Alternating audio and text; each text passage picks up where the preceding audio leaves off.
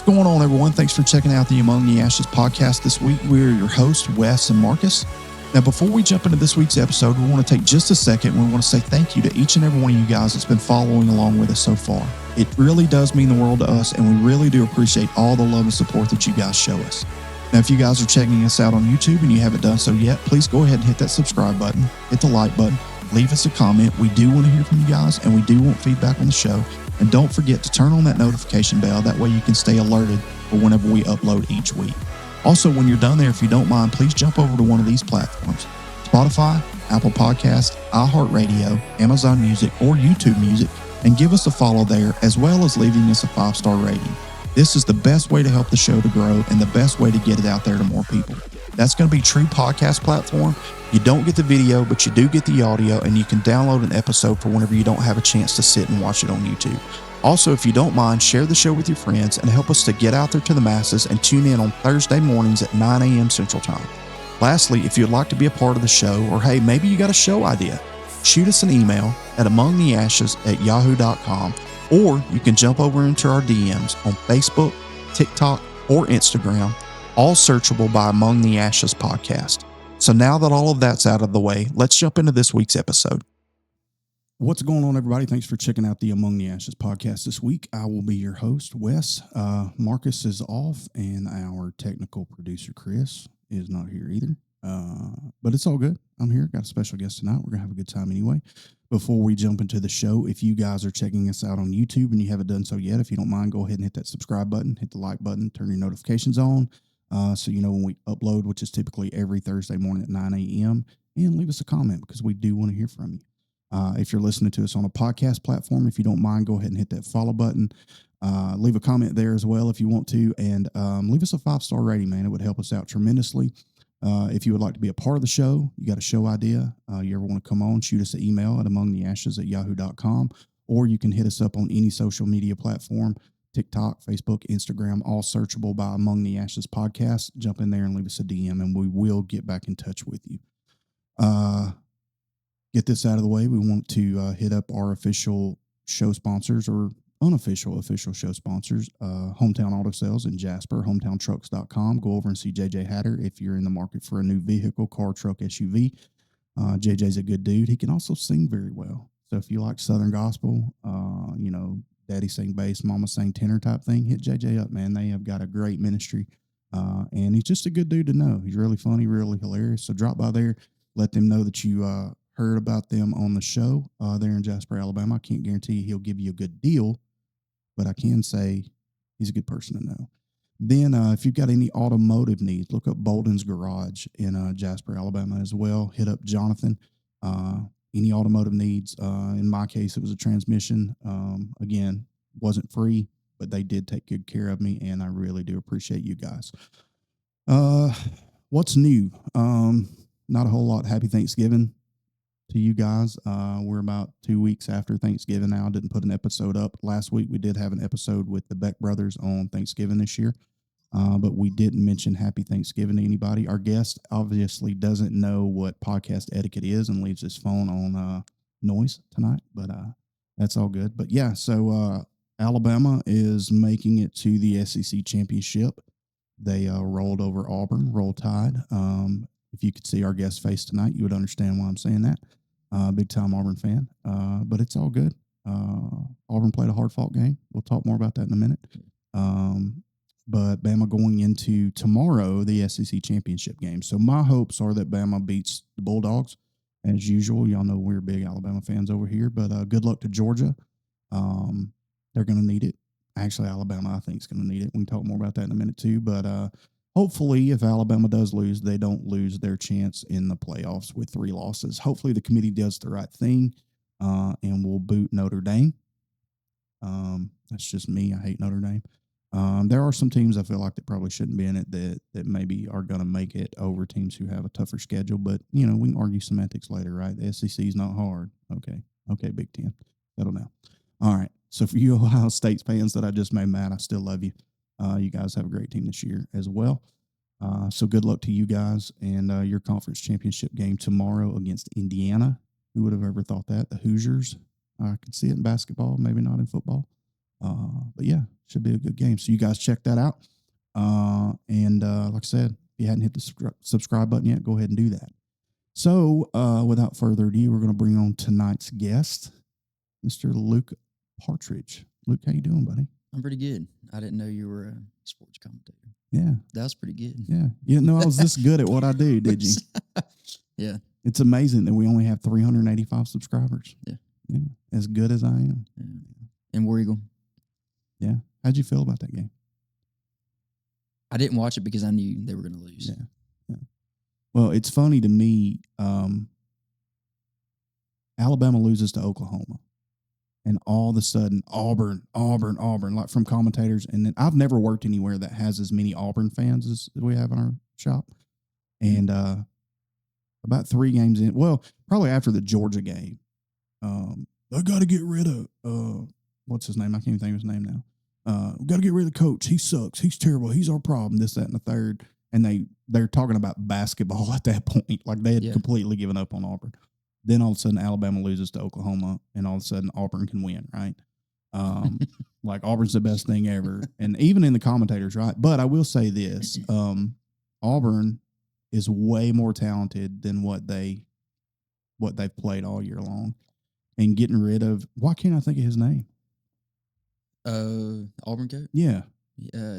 Hugh Freeze. Yeah, Hugh Freeze. Getting rid of Freeze was probably the best thing they could have done. Now, hiring him was probably the stupidest thing he could have ever done. And it's made me ask the question, does Auburn hire coaches based on whether or not they've ever beaten Alabama? You know? Even with this new coach coming from USF, like they've played Alabama hard the last couple of years, but he's got a winning record. I think he'll do good there if they let him. But Auburn really surprised me. They really did. Like they played a good, hard-fought game. Had they played the first half, it'd have been a different outcome for sure. It's hard to play the refs too. Oh, come on, man. Come on, bro.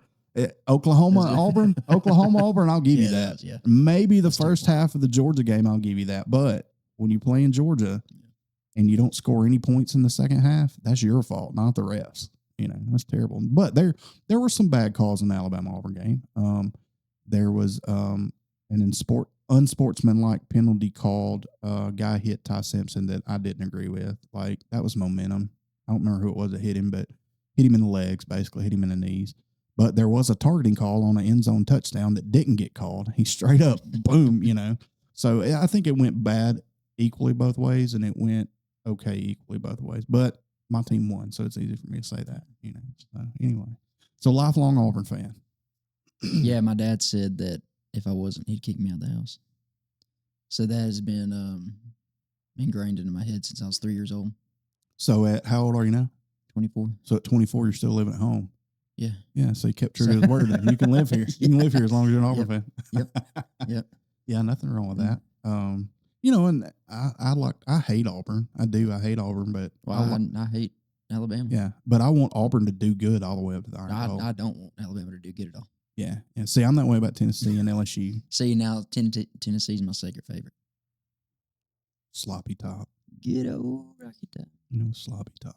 Man, I don't know how anybody can be for Tennessee. I do like Josh Heupel. I think Josh Heupel's a good coach. But Tennessee as a whole, they fell apart. They fell apart. I don't know when or where they fell apart, but definitely after the Alabama game, it's like they just didn't recoup at all. I don't know. They didn't, to me, they didn't play a good game after that. I mean, Vandy, don't get me wrong, Vandy's good, right? But to let them just dominate you like that at the end of the game at home, yeah, something's wrong. So they need to adjust too. But either way, you know, neither here nor there. You can't help but you like 2 losing teams. You know, at least you got a home to live in, right? That's right. Yeah. So for those of you guys who don't know, Luke and I are family. Marcus, Luke, and myself, we are related. Luke would be my second cousin. His mom is my first cousin. Our mothers are sisters. So grew up with Amy and Luke's mother and Tim, and then Luke came along, and we tried everything we could do to try to corrupt him, as big cousins do. But he's turned out all right in spite of our actions, and we're gonna just talk about Luke tonight. We're gonna ask him a few questions and just find out who he is, what he does, how God's using him, and how things have changed in church culture. I think I want to go there a little bit. Church culture. Yeah, how things I'm an expert on church culture. Well, here's I think. Yeah, already. Well, I've been in the church for 28 years. You've been in the church, pretty much your whole life, but you've been going to church consistently 10 years. Yeah. 10, 12 years. So let's talk a little bit about how that's changed. Yeah. In just a few minutes. But anyway, all right. Well, I'm gonna stop rambling and I'm gonna give it to Luke. So Luke, tell us about yourself, man. Yeah. So anything I say can and will be used against me, right? Yeah. In a court of ain't no courts here, bro. Heavenly law. Yeah, in heavenly law, ain't no courts here, man. Hey, we're open to whatever. I mean, if people don't like it, they'll get over it. That's the way I feel about it. You ain't got to listen. You ain't got to tune in. Yeah. I want you to, but if we piss you off, buy the T-shirt. You ain't the first one. You ain't gonna be the last one. Yeah. So. Well, how you doing, everybody? My name is Luke Partridge. That's like Partridge in a Pear Tree, or the Partridge Family. Did you ever watch that? Unfortunately, I never watched it. You're lucky. I know. You're lucky. What's the little theme song? How's that go? I don't remember. Anyways. Yeah. Let's just not play that. So this is what I hear whenever I think of them. Hang on just 1 second. Let me find it.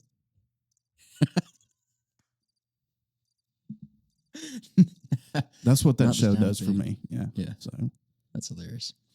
So Luke Partridge, and I'm 24 years old. I've led worship for probably almost 10 years. I own a coffee shop in Adamsville, Alabama. I'm currently in EMT class. We're going to finish that up next week. We'll take the final, and then we'll take registry. I just got a whim to become a firefighter. Yeah. I think, it's a respectable career. Yeah. Nothing wrong with that. But yeah, that's, I'm a follower of Jesus Christ. Yeah. And expert on church culture. Yeah. By my own opinion. By your own opinions? Yeah. So what took you down the road in ministry or maybe not in ministry? What made you decide to get into music? I know as a young kid you were always very theatrical. Not theatrical as in like over the top, but like you always had a thing. I mean, there's a million view video of you out there at 3 years old singing, million plus view video of you out there singing the national anthem in church. Gentlemen, start your engines, and you're pulling your pants up, and it's the greatest thing ever. So I would say we all pretty much, watching you grow up, knew that you would head down this road some way, form, or fashion. Like you were always seemed like you always were kind of into acting and into singing and different things like that. Do you think that that's just something God put into you, or something that you just saw one day and you thought, hey, I want to do that? I think that, it's definitely something the Lord put in me. Because now there was, a little bit of a push, Sure. to encourage that. They, I think like you just said, y'all saw that, and you got to have people to encourage you to do that sort of thing. But it was a natural thing. Like I always wanted to, as far as the theatrical side or the acting side goes, I always wanted to be on TV. Mm-hmm. I literally I'd be watching the Wiggles trying to jump into the TV, trying to figure out how I can get in there. And the singing, I've ever since I was little, I've always just sung around the house. Mm-hmm. And, Aunt Patty, she made me go up there and sing the national anthem. Oh, okay. So I credit her for the 3 million plus views or whatever it is. Yeah. Pretty insane. Yeah. Shout out to you, Aunt Patty. Yeah. Patty Leach.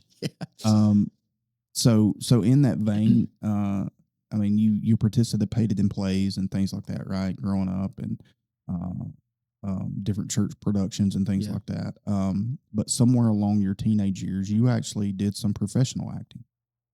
Yeah, somewhat. Yeah. We don't have to get into all of that. He may or may not have played Tom Sawyer or Huck Finn in an educational film. That's what I'm saying. It was educational.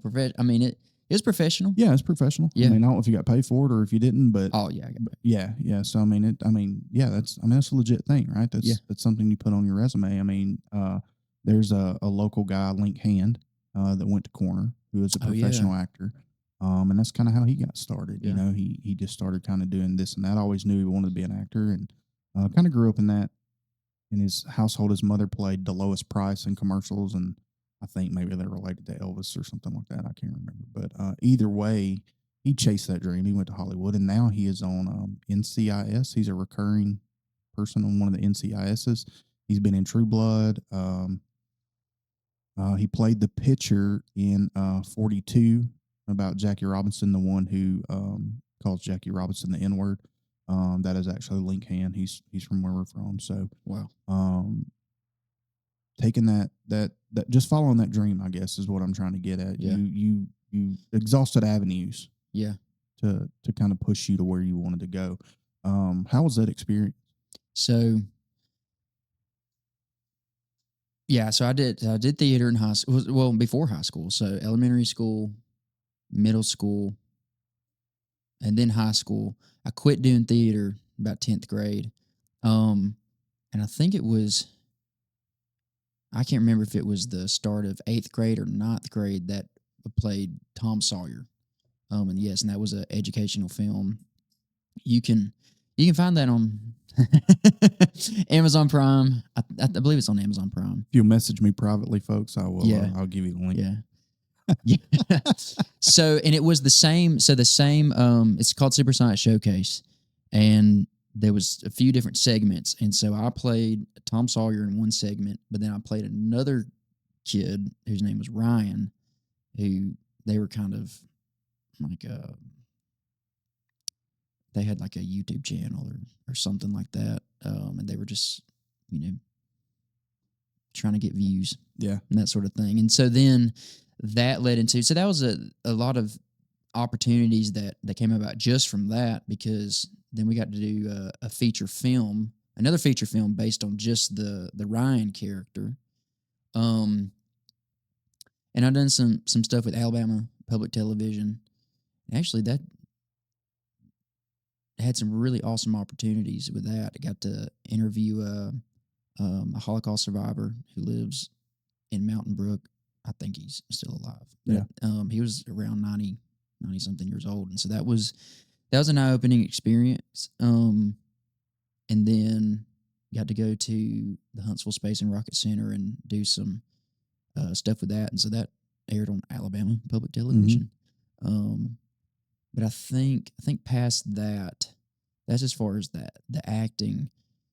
Once I got into, I would say when I was 17, it all kind of transitioned from the acting focus to like the film and all that to music, and specifically leading worship. We can talk a little bit more though about like, later on about why I kind of, sure, because I really don't do a lot of acting anymore. There's some stuff in the works with the Super Science Showcase stuff that we'll maybe get to do sometime next year, but I it's mainly transitioned to the music focus and the worship leading. So is there anything I guess was there anything that about the acting side that maybe made you think, hey, this is not for me? Like, I don't need to go to Hollywood because of the way Hollywood is. I know at that point in time, in your early teens, you growing up in church, but I would say that's about the time you really committed your life to Christ. Did that have anything to do with you not pursuing the acting as much? Hey, I don't want to be involved in that sort of thing, or was it just the fact that maybe you felt God calling you to do music and to play music more, and you just went the path that you felt God calling you as to the path of what you wanted to do? It was kind of a collection of all that, because 10th grade was really a turning point for me, and just my walk with the Lord. And so I felt that, I hate to say filled the prompt, just that inner knowing, hey, I need to stop doing theater. And frankly, like that year, everything was handed to me on silver platter. All the shows I ever wanted to do that was the year.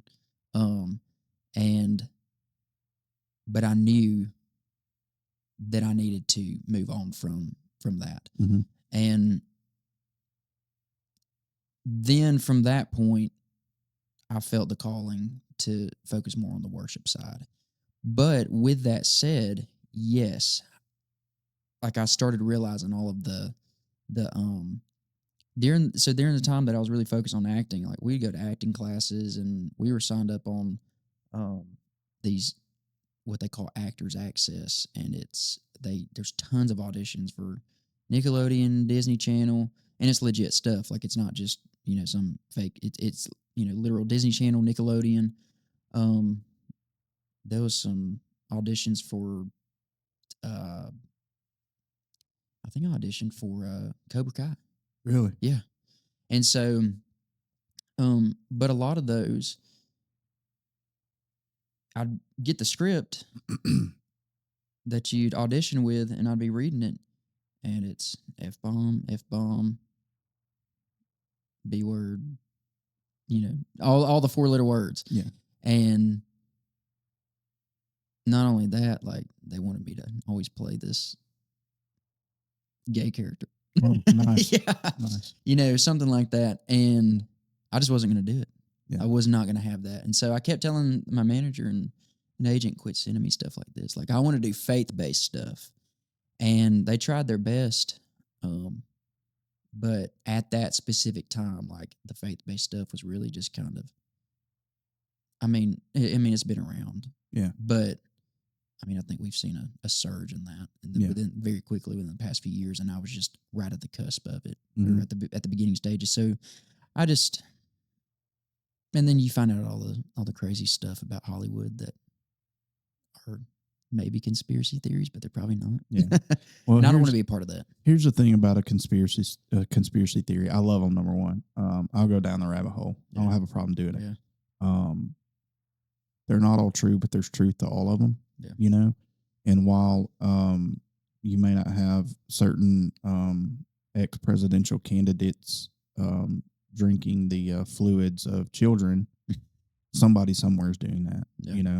That's real stuff in this world, and obviously there's a lot of smear campaigns and things like that people put out. But I would dare say there's probably a lot of truth to things in Hollywood. I think about just Justin Bieber alone. How he's been up and down in his faith.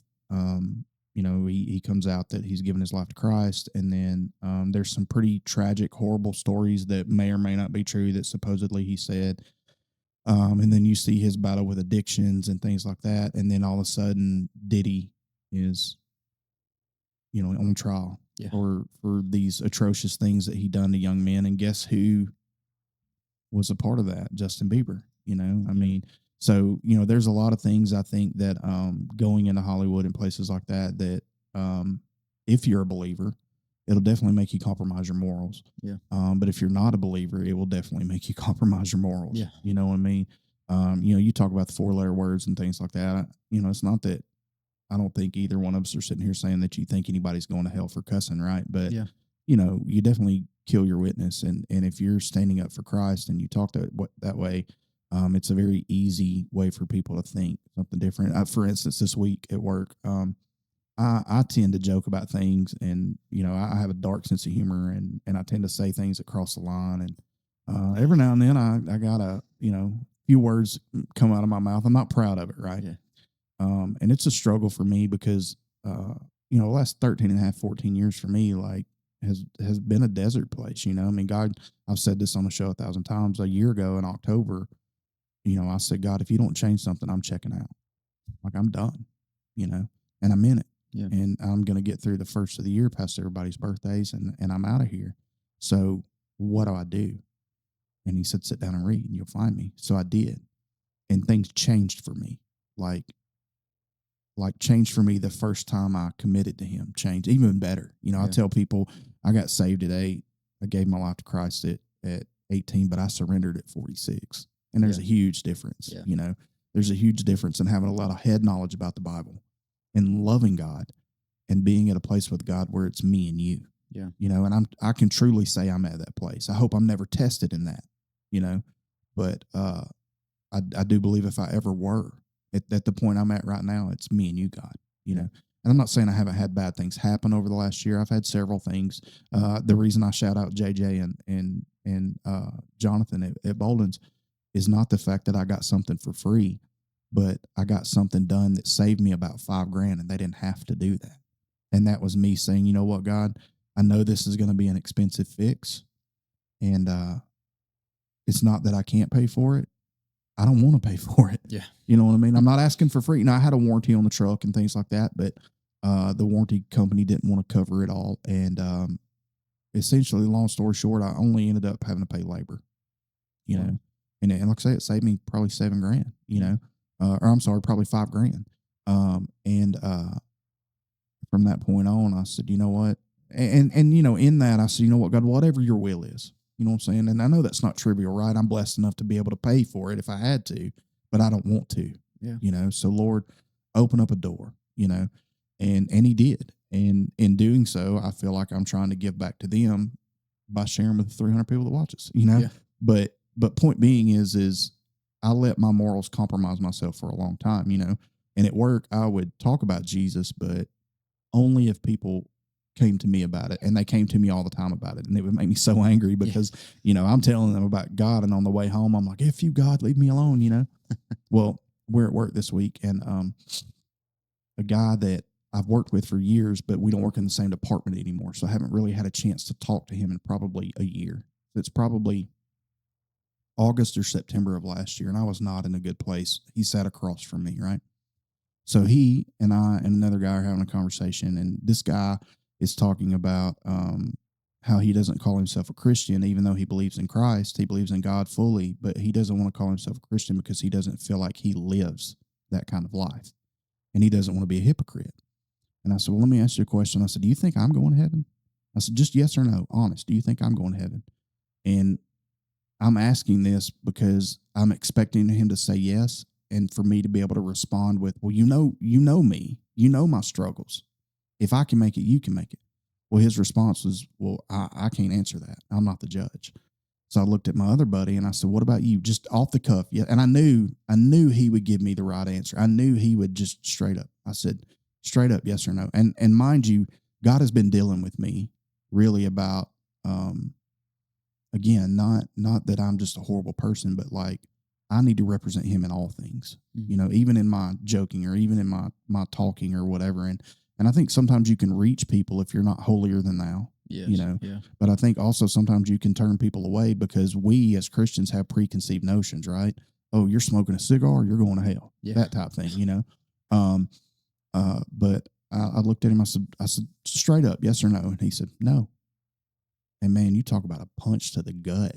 Although I wasn't offended in any kind of way, and he was 100% right.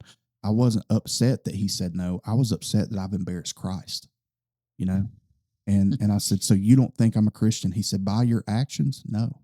I said, fair. This was this week? Yeah, just like Wednesday. What? I said, fair. And I said, and he's been overweight majority of the time I've known him, and he's been working hard to lose some weight. I said, but by that token, if I want to be judgmental, this is the conversation we're having. He's not saying like, no, you're not a Christian. He's saying like, just by observation, Christian world observation. Yeah. I said, but by that note, I could say that you're probably not because you've been overweight for as long as I know you. He said, exactly. That's fair. And we got into a discussion about how we need to not judge people based off of appearance or based off of meetings. Like, look at their fruit, not, so that's kind of where it went. But that long-winded explanation was all to say I could see why steering away from acting and going to Hollywood would make you question whether or not I should do that just because of your morals or just because of what you're feeling, the tug in your heart. Yeah. Does that make sense? Yeah. I don't know if that is it or not, but do you ever have any regrets about not pursuing that further? No, not at all. Yeah. I mean, really, the biggest parts of that was, I just got so focused on music and that side of it, but really just learning about all the stuff that takes place and like what you have to do to even, I was like, I don't want any part of that. Yeah. And I will say, like, there came a point where it just kind of felt like I just wasn't enjoying it anymore.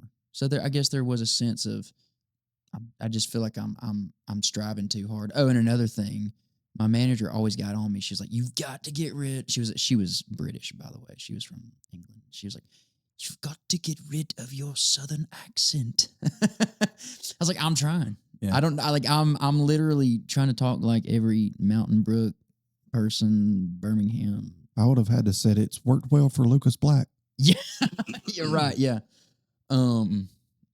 I think we brought up Matthew McConaughey, and the response is always, "Well, that's Matthew McConaughey." You're not as pretty as Matthew McConaughey is what they want to say, right? So in doing that, you swap to playing music. You're self-taught, right, for the most part? Yeah. What instruments do you play? So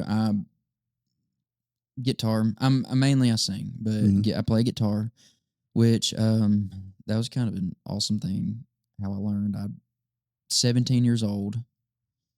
I got band lab as an elective, and I was like, "This is so stupid. This is not cool. Band lab, really?"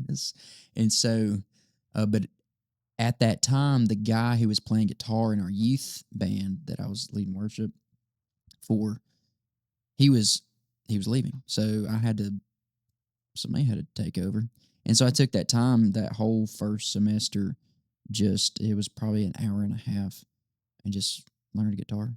Played guitar, and so that was just YouTube and all that kind of stuff. Now I was classically trained as far as like vocals, and then piano. Yeah, I just pick it up. Stick around with piano. Jake, your brother. I was gonna say Jake can shred though. He's self-taught too, right? Yeah, he's ridiculous. Yeah, I mean, COVID was probably the best thing that could have happened to him for guitar or bass. So I play bass. Play bass. No, you play bass. Yeah, I taught myself out of necessity, out of need for the youth group. I probably haven't touched one in 10 years. Was never good. I never cared about it. Like, I need to do it. I want to care about it, but I don't. I had so many other things going on. I thought a lot about buying another one and just trying to learn, But when I sit back and I watch Jake, when I watch him on a guitar, it's pretty amazing. But when I watch him on a bass, it's like, because I do love the bass. Like that's what I hear. Like that's the only thing I've ever heard in music. Like, so it's like, I'm probably a natural bass player because that's what I hear. But to watch him play, him and Kyle Bolton. Oh yeah. Are probably two of the most ridiculous bass players that I know. Neither one of them are Victor Wooten, but by the time they're Victor Wooten's age, they will be, You know who Victor Wooten is? Bela Fleck and the Flecktones. Look him up. Victor Wooten. Man. Well, is that because there's some people at Elevation Worship, and I think his last name he might be the bass player, Shay Wooten. And so they may be related. I don't know. Victor Wooten's he's probably in his late 50s, early 60s, maybe. So then he may not be that old. Well, that guy would be old enough to be his son. Yeah, but he's sick, dude. Like, he is ridiculous at the bass. And Bela Fleck and the Flecktones is one of the stupidest names ever. And I don't care for their music. It's like Dave Matthews. I don't care for Dave Matthews. Stupid talented. Yeah. You know what I mean? Like John Mayer. I don't like John Mayer. But I'd watch John Mayer play guitar all night long. Yeah. You know what I mean? He's just that good. So you and Jake learning to play kind of at the same time, kind of in the same area. You're a little ahead of him. Yeah. But you guys have ended up being able to play worship together. Yes. Yeah. So one night I needed a bass player. This was probably so it was 2020, which, funny enough, 2020 was the year that really our worship ministry took off. Mm-hmm. Ironically enough, I was kind of like, because we had some stuff lined up, and frankly, I'll just say it. I'll put it to you like this: a lot of the stuff we had lined up was it was Baptist church gigs, sure, and then those got canceled because of COVID, and then the Pentecostal stepped in and said, "We don't care." Yeah, yeah, and so The Pentecostals told the Baptists, y'all sit at home and drink your beer. We're going to drink ours, and then we're going to go to church. Yeah, that's right. Yeah. And so that's when it all kind of catapulted. And I told Jake, I need a bass player. Get up there. And I showed him where the thing was. I was like, just, if all you can do is just hit the thing. Yeah. And it filled the space. And then he ordered one off of Amazon, a little cheap one. And then the rest is history. Yeah. So how's it been playing with your brother? It, you know what? I wouldn't have it any other way. Yeah. Yeah. I mean, seriously, it's a blessing. Yeah. And so it's really awesome. It's really kind of cool. And I mean, I won't say that, I had to chop his little head off a few times. Sure. I get it. It's like when I started the podcast, like one of the first people I wanted to ask was Marcus. Marcus and I we're not brothers, we're first cousins, but we're brothers, and, anything I do, I want to involve him in. So, we were in youth ministry. He played drums for me. And I wanted to punch him in the throat so many times because he's always late or he couldn't come. Or not here. Yeah, whatever. He's not here tonight because of work. But I wanted to ask him, but I didn't know if he would be into this, so I didn't. And so I talked to Chris, and Chris, being the technical guy he is, has helped me out a whole lot. And Chris has never really liked being on camera. He doesn't talk a whole lot, but he would be here faithfully. And Marcus was putting on the first men's conference Stillworth did this past year. And so I had him on to talk about that. And at that point in time, God was really moving in his life in some ways with men's ministry. And he came on and talked about it. And when the show was over, he was like, man, that was so much fun. I was like, I want you to be here every week. And he was like, oh, well, wait a minute. I don't want to commit to that. I really feel God calling me to men's ministry, this, that, and the third. And he said, I'll come fill in, if you need me to or whatever. I said, well, let's pray about it. Think about it, And at that point in time, the show was really, I didn't know where I wanted it to go. I kind of wanted to go to the conspiracy route. I want to talk about aliens and Bigfoots and Bigfoot and all that, and kind of relate it to the Bible. And really, I wish I had listened to God earlier and started back in 2018 or 2019, because it seems like COVID is when podcasts really took off for everybody. And I know the Lord was telling me to do it because I was pissing and moaning, well, God, you don't use me anymore. And he's like, you got a freaking phone. You can record anything.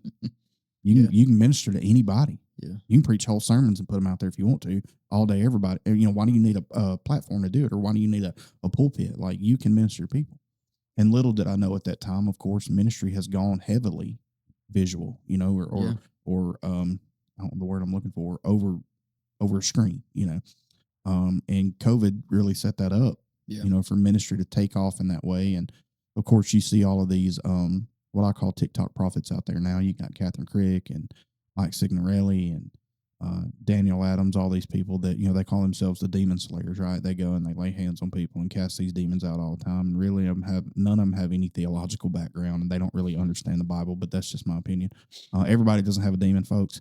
I do believe some people are possessed, but everybody doesn't have a demon. What if it's just you? What if it's just me that has a demon? No, I'm saying, what if there's not a demon? It's just you're the problem. Could be. I could be the problem. I could be the problem. No, not you. I'm saying, I was piggybacking on what you were saying. Oh, that they're the problem? Yes, absolutely. I'm saying, yeah. Absolutely. And I'll tell you why I say that, because, and Daniel Adams, I'm more than willing to sit down and talk with you about this. For me, pre-last year, I would have been on board with that. Growing up Pentecostal. That everybody has it. Everybody has a demon. Everybody's demon possessed. Once you get cast one off, well, there's still one. Yeah, and deliverance ministry. You know what I'm saying? And I'm not saying deliverance ministry isn't real, folks. It is, but we don't do it right, in my opinion, according to the Bible. But I had never read the Bible with context, right? Something we learn in third grade as we're learning to read. Read with context, right? I say it all the time on the show. Jeremiah 29:11 is not written to me. God does have a plan for me, and it is for me to prosper because he's God. But that is written to, or that was said to Jeremiah for the Israelites, right? It's not for us, But God said it, so we can apply it. Yeah. Does that make sense? Yeah. So Daniel Adams, I was watching somebody interview him on this particular topic about, why is deliverance ministry so important and why do you feel this is a calling and this, that, and the third. And one of the questions the guy asked, he said, well, why is it important to ask the demon its name? And he said, well, Jesus did this, and with the demon legion, he asked him his name. Even Jesus struggled to get that demon to leave. And I said, bro, time out. Jesus asked that demon its name in this manner right here. What's your name again? Because mine is Jesus. Mine is the Son of God. Mine is the Christ. Who are you? Not well, I need to know who you are to cast you out, that type thing. And I think that the church world as a whole just gets so caught up in the supernatural. And the reason being is because I believe we're supernatural beings living in a natural body, and God obviously is supernatural. But when you got somebody ordering around angels, you better be careful. When you got somebody casting a demon out and they don't know where they're casting it. Well, if you're lucky enough to cast that demon out, it's going to go into the next unsaved person there. You know what I mean? Like, then you got to do it all over again, Right. So you better be asking God to bind it up and God to get rid of it, not just you taking your authority and Jesus. Like, we so don't understand the Bible because we're taught wrong, and we want to listen to our mentors and we want to listen to our pastor without, not saying you shouldn't, but without researching it ourselves, Yeah. And we can go further there, but I'm so ready to go there. Okay, all right. Yeah. Well, let's just continue on. So you yourself have been a part of a couple of different ministries. Yeah. And you've led worship in tons of churches. Yeah. You've traveled the United States and led worship, right? So you've been fairly successful in what it is that God's called you to do. Yeah, praise the Lord. Yeah, praise the Lord for that. Yeah, just thinking about all the things that it's kind of like in the moment, it's we're doing it, and then looking back on it, it's like, dang, I've got to do that. Yeah. And so, we started out leading worship, in a youth group, Baptist church, and during that time, we had kind of during 2020. Which I started leading worship for the youth group in 8th grade. And so from 8th grade to, I was probably out of high school at that point. We started going out and playing at Pentecostal churches. So we were going to Baptist church, but I think you might know this. Maybe we've talked about it. I was going to Baptist church, but I fully believed, what in the gifts and relatively, what they would. I was not a what the Baptists would consider is dead, gone, not for today. And so, leading worship and all that, and then we got involved in, maybe we'll talk about that, a ministry, and long story short, got the left foot of fellowship from the Baptist church. Because of your beliefs. Yeah, and I wouldn't say they necessarily kicked me out of the church, but I was no longer allowed to lead worship if I continued to believe, just to sum it up, the continuationist beliefs. Mm-hmm. And so that was a whole conversation that was had, and just said, hey, which is crazy to me. Like I get it. But for me, in my opinion, denomination is probably the worst thing that has ever happened. It's just division in the church, right? And in my opinion, if you read any of the writings of the Apostle Paul, he clearly warns us of all this, It's a sect. Yeah. You've become nothing more than a Pharisee in a building. You're just a huge building Pharisee now, not an individual Pharisee. And that to me, and this will probably piss a lot of people off, but I'm okay with that. Your Baptist, your Church of God, your Assembly of God, your Methodist, your Presbyterian, your whatever you want to call it. The only reason those denominations started is because somebody along the lines got mad at somebody else and went and started another church. Non-denominational churches are now denominational. Yeah. You know what I'm saying? Like you're non-denominational, but you are so hell-bent on denomination. Yes. And it's all because we we had this conversation at work too. We as human beings have a need to be right. You know, well, I'm right wing. Well, I'm left wing. Well, you're crazy because you're left wing. Well, you're crazy because you're right wing. When at the end of the day, the only reason each other's crazy is because you just don't believe the same or you don't Yeah. think the same. You know, there's no reason for us to be able to not sit down across from one another and have differing opinions and differing views and be okay with that. Yeah. And I've said for a long time, at the point that I'm arguing with another Christian about doctrine, there's a problem. Yeah. If I'm arguing with you because you're perverting the gospel, that's a different thing. I'm not going to argue with it. I'm just going to rebuke you and show you where you're wrong. But to get on here and debate are tongues for today or not, is prophecy for today or not, is stupid. What is it accomplishing? Yeah. Is it winning anybody to Jesus? No. As a matter of fact, it's turning people away from Christ because they're saying, this is why I don't want to go to church, because all they are hateful, bickering people. Like they don't get along. Yeah. And we see that so much within the church. And just like, hey, you can't lead worship here anymore because you believe in the Holy Spirit moving and working, you know, when in reality, as if we would just let God do what God wants to do, we would be free. We would be free. You know, That's true. Hey, you can worship how you want to worship.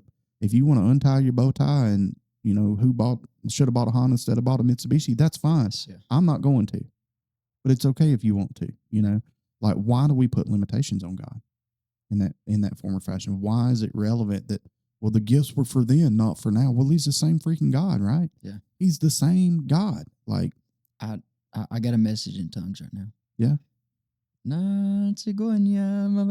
Baba.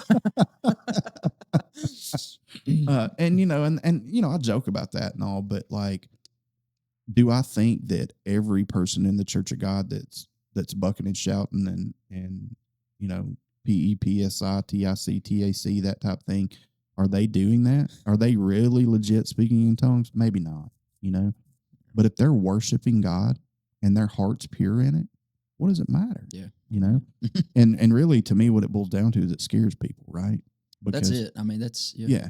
Because if that is real, then they have to change some real things about their Yes. lives that they don't want to change. Yeah. You know, is ultimately what it boils down to. That's like that with a lot of things. Yeah. I mean, it's pretty much Yeah. I mean, it's everything, right? It's everything. You know, I'm a firm believer that racism in 2025 is not a real thing.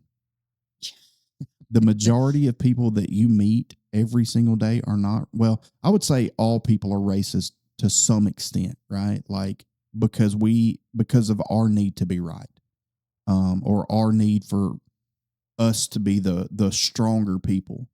But at the end of the day, whenever it comes to that, majority of people are going, well, that's stupid. Why am I even thinking that way? People are people, you know. But the media, you know, they keep it stirred up so much. You know, I believe, even though we're in a sinful world, I believe that God is powerful enough that most of people in the world are probably pretty good, but we just see the pockets of the wrong that's constantly thrown in our face. You know what I mean? And it's a sad thing. It's a deception, in my opinion, again, which is in the Bible, and we're warned of it. But we don't know how to read the Bible, and we don't know how to apply it. You know, so either way, that's a whole nother thing. You know, if you want to challenge me on that, that's fine. We can talk about it. But I believe majority of people out there truly want to do what is right. The very small majority wants to do what's wrong, even though we live in a fallen state. You know, just because we live in a fallen state doesn't mean that everybody's wanting to pillage and plunder. They just don't want to serve God. Yeah. You know, and ultimately that's what it comes back to and what it serves.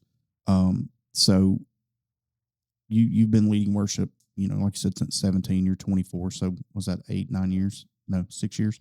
How has things changed? From the first time I started? Yeah, last 7, 8 years. How has things changed? Like, how have you, number one, how have you progressed? Mm. And then how's the church changed or progressed or regressed in your opinion? I know for me, as far as how I've changed, I kind of seeing it, being in so much church culture is what I'm going to call it. Church culture, church industry. Like it just kind of, after a while, all the little little things that you see that are just like eye roll worthy, um, or just kind of hurt you. Oh, yeah. That's all right. Um, things that are said, things that are done. We can talk a little bit about that, but they end up just building up, and you don't realize that you're quote church hurt, Mm-hmm. but you end up being quote what they call church hurt. And I made fun of people who said, "Oh, I'm church hurt." And I'd be like, "Oh, you're church hurt. Yeah. Oh, you get your little." I would literally be kind of degrading and just a little bit, just what's the word? Just flipping about it. But this, I've never had a deliverance session like I did about a month ago. Like literally, I was just delivered from this, and because we're talking about deliverance a minute ago. I mean, but seriously, like there wasn't some sort of demon or anything like that. But I never had a root of bitterness, except the one that I did, Mm-hmm. and this word.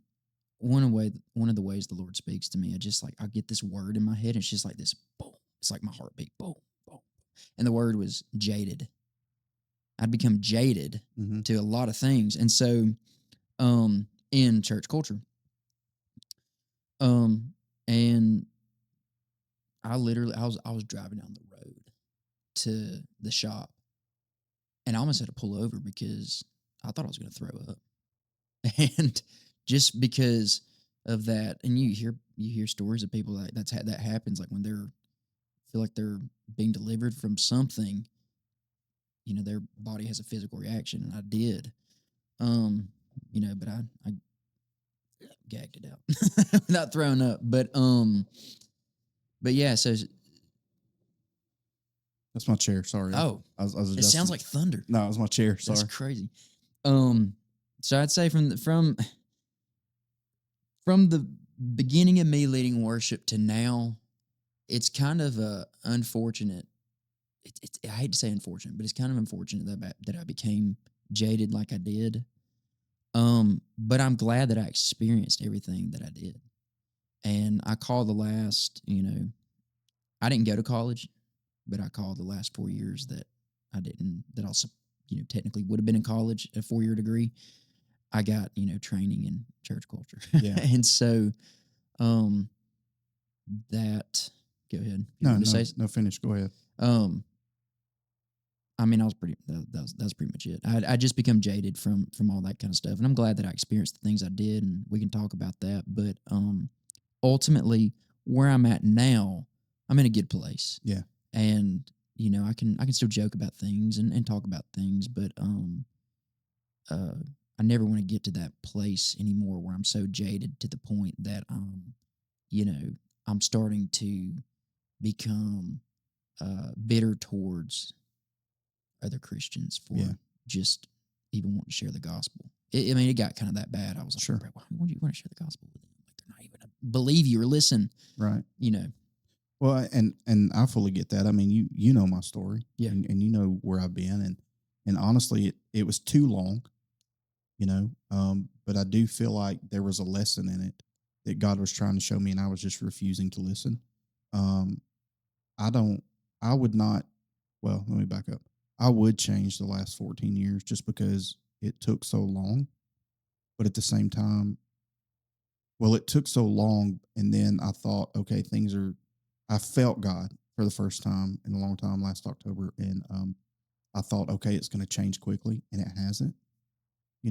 There's been a lot of progression really fast, but a lot of things that I wish were still better or would change more that haven't changed. It's better, but it's not where it should be. And some of that is, number one, just because of my own actions. Some of the things that I did, some of the things that I chose to do, being bitter and being hurt, I took it out on people. And my wife, for instance, different things like that, not that our relationship's bad. It's just different, and I would love to see that.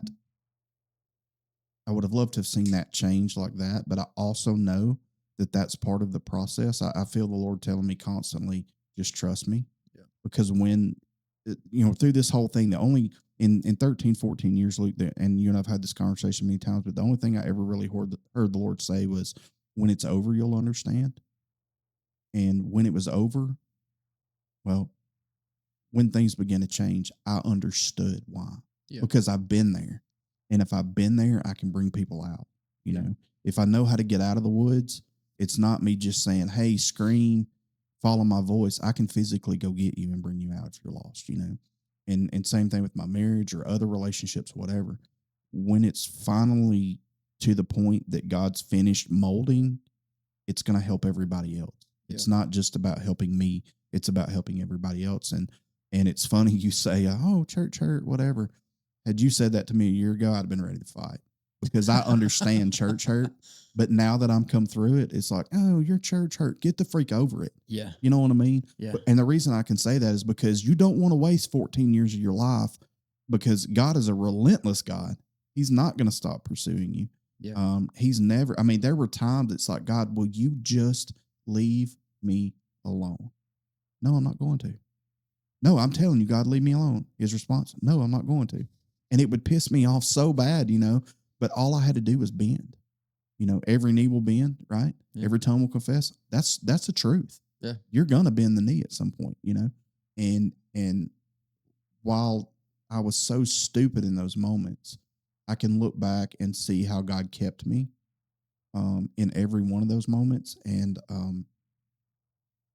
how I could have learned that lesson in 13 seconds if I'd have wanted to. I just chose not to. I wanted to be bitter. You know, I wanted to be mad. I wanted to be angry. I don't want to go to hell.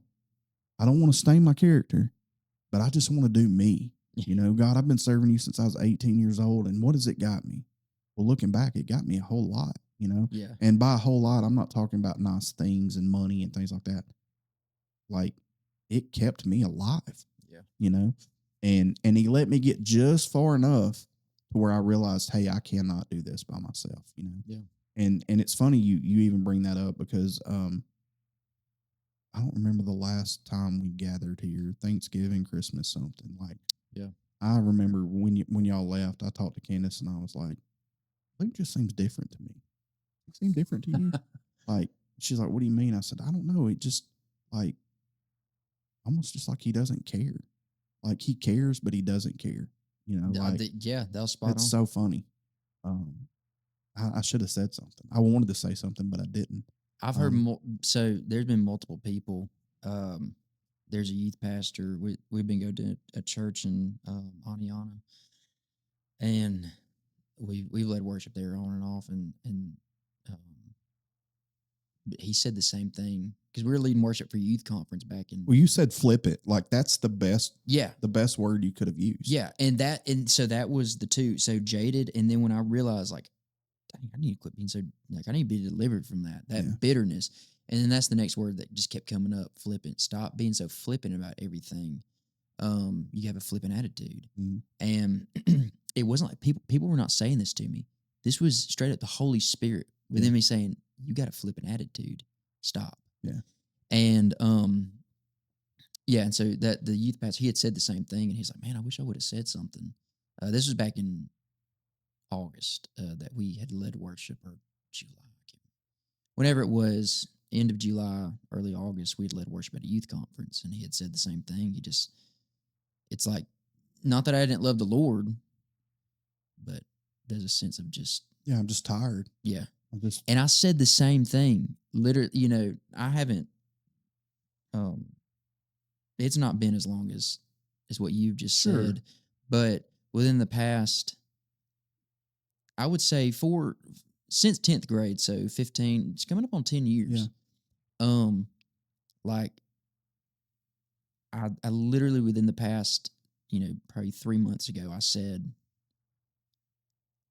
I was all in, and look at where it's gotten me. Feel like I'm hurt. I feel like I can hardly do anything without somebody judging me. And it's like this constant thing. But then when you feel like somebody's judging you and you live in that like legalistic mindset, then you start like, you get in the what I call like the what the heck effect, you know, that sort of thing. where nothing matters, and you just go in these cycles, and it's just like just tons of stuff. And I looked it up. I feel like I had what they called, I don't say I have OCD, but religious OCD. Yeah. You look at that, and I'm like, dude, that's exactly what I went through. I think I told you this one time. Like, if I went like one over the speed limit, I would feel like Yeah. condemned, guilty. Yeah. And that's crazy.